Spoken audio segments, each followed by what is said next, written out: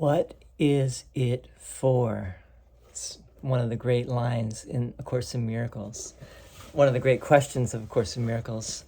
And it's in this section that we're reading today, which is section 6, which is setting the goal of chapter 17, forgiveness and the holy relationship. So here we go. Section 6, setting the goal. The practical application of the Holy Spirit's purpose is extremely simple, but it is unequivocal. In fact, in order to be simple, it must be unequivocal. The simple is merely what is easily understood, and for this it is apparent that it must be clear. The setting of the Holy Spirit's goal is general. Now he will work with you to make it specific, for application is specific. There are certain very specific guidelines he provides for any situation, but remember that you do not yet realize their universal application. Therefore, it is essential at this point to use them in each situation separately until you can more safely look beyond each situation in an understanding far broader than you now possess. In any situation in which you are uncertain, the first thing to consider, very simply, is, what do I want to come of this? What is it for? The clarification of the goal belongs at the beginning, for it is this which will determine the outcome. In the ego's procedure, this is reversed. The situation becomes the determiner of the outcome, which can be anything. The reason for this disorganized approach is evident. The ego does not know what it wants to come of the situation. It is aware of what it does not want, but only that. It has no positive goal at all. Without a clear-cut positive goal set at the outset, the situation just seems to happen and makes no sense until it has already happened. Then you look back at it and try to piece together what it must have meant, and you will be wrong. Not only is your judgment in the past, but you have no idea what should happen. No goal was set with which to bring the means in line. And now the only judgment left to make is whether or not the ego likes it. Is it acceptable, or does it call for vengeance? The absence of a criterion for outcome set in advance makes understanding doubtful and evaluation impossible. The value of deciding in advance what you want to happen is simply that you will perceive the situation as a means to make it happen. You will therefore make every effort to overlook what interferes with the accomplishment of your objective and concentrate on everything that helps you meet it. It is quite noticeable that this approach has brought you closer to the Holy Spirit's sorting out of truth and falsity. The true becomes what can be used to meet the goal. The false becomes the useless from this point of view. The situation now has meaning, but only because the goal has made it meaningful. The goal of truth has further practical advantages. If the situation is used for truth and sanity, its outcome must be peace. And this is quite apart from what the outcome is. If peace is the condition of truth and sanity and cannot be without them, where peace is, they must be. Truth comes of itself. If you experience peace, it is because the truth has come to you, and you will see the outcome truly, for deception cannot prevail against you. You will recognize the outcome because you are at peace. Here again, you see the opposite of the ego's way of looking, for the ego believes the situation brings the experience. The Holy Spirit knows that the situation is as the goal determines it, and is experienced according to the goal. The goal of truth requires faith. Faith is implicit in the acceptance of the Holy Spirit's purpose, and this faith is all-inclusive. Where the goal of truth is set, there faith must be. The Holy Spirit sees the situation as a whole. The goal establishes the fact that everyone involved in it will play his part in its accomplishment. This is inevitable. No one will fail in anything. This seems to ask for faith beyond you and beyond what you can give. Yet this is so only from the viewpoint of the ego, for the ego believes in, quote, solving, unquote, conflict through fragmentation and does not perceive the situation as a whole. Therefore, it seeks to split off segments of the situation and deal with them separately, for it has faith in separation and not in wholeness. Confronted with any aspect of the situation that seems to be difficult, the ego will attempt to take this aspect elsewhere and resolve it there. And it will seem to be successful, except that this attempt conflicts with unity and must obscure the goal of truth. And peace will not be experienced except in fantasy. Truth has not come because faith has been denied, being withheld from where it rightly belonged. Thus do you lose the understanding of the situation the goal of truth would bring. For fantasy solutions bring but the illusion of experience, and the illusion of peace is not the condition in which truth can enter. All right, this section is called Setting the Goal. Jesus is clarifying the difference between how the ego works and how the Holy Spirit works. And as Jesus has been doing, Jesus has been doing this the whole course. And now he's bringing in something new. And he's trying to show, that, let's read this passage. But basically it's to show that you start with the goal. What are you seeking? And in our case, we're seeking peace. That's our goal.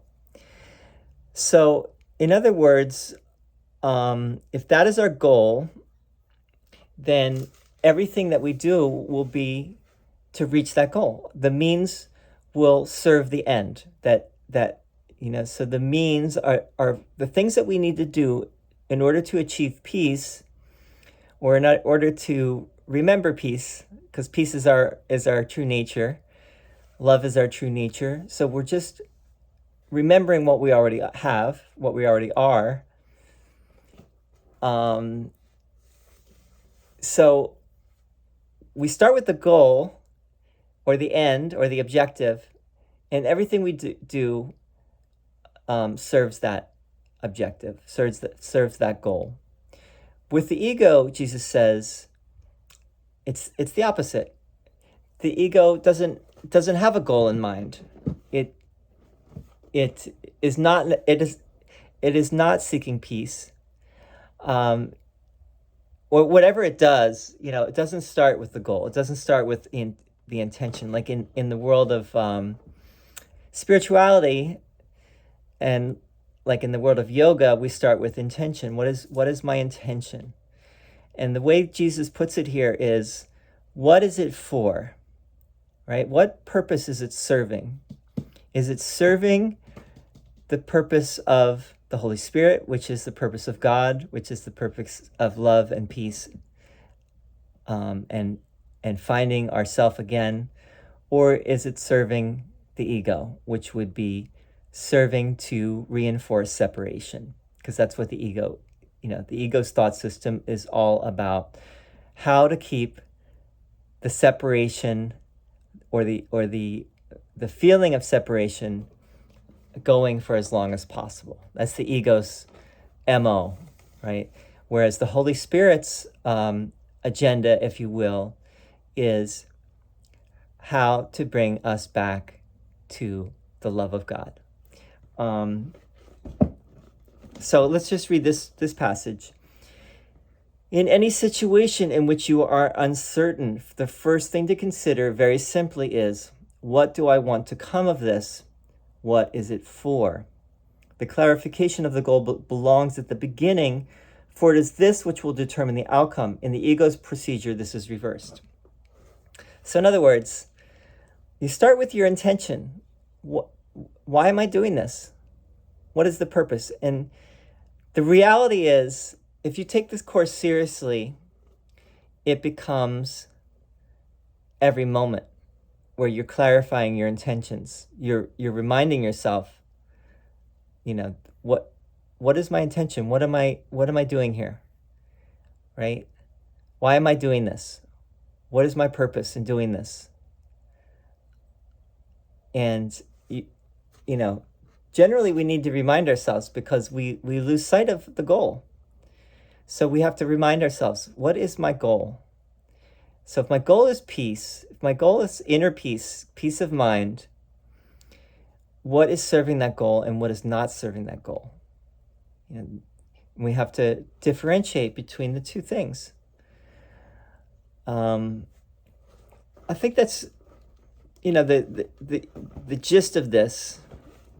And this is a very important, I think of this a lot, and a lot of people have brought this up, this one question, which is, what is it for? It's a great one to remember. What is it for? What purpose is this serving right now? Whatever I'm doing, whatever I'm thinking, whatever I'm saying, what purpose is it serving?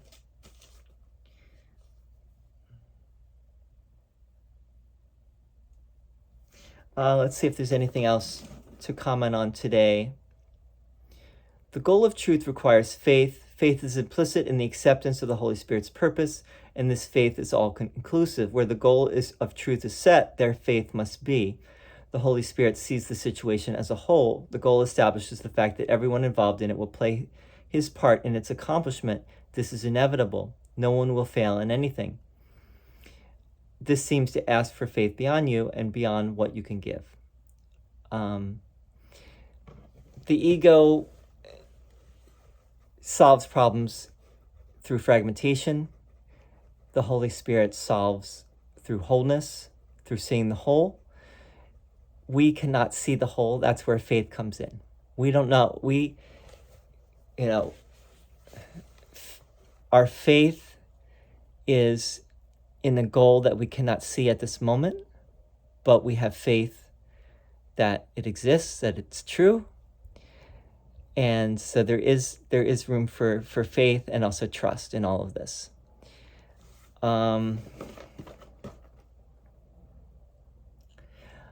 You might say that that's the problem with our educational system as it is, because everything is broken up into parts.